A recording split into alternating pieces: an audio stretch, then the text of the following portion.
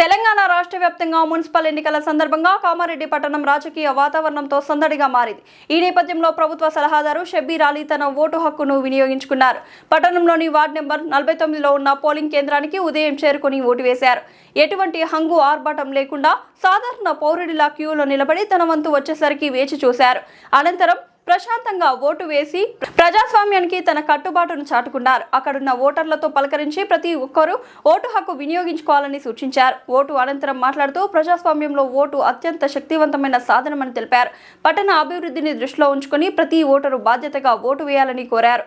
సెలవు దినంగా భావించకుండా పోలింగ్ కేంద్రాలకు తరలివచ్చి ఓటు శాతం పెంచాలని విజ్ఞప్తి చేశారు. ఎలక్షన్లో వార్డ్ నంబర్ 49 బూత్ నంబర్ 151లో నా ఓటు వినియోగించి వచ్చినాను. నేను కామారెడ్డి ప్రజలతో ఓటర్స్తో అప్పీల్ చేస్తున్నాను. దయచేసి మీరు ఇంట్లోకి వెళ్ళి వినియోగించండి.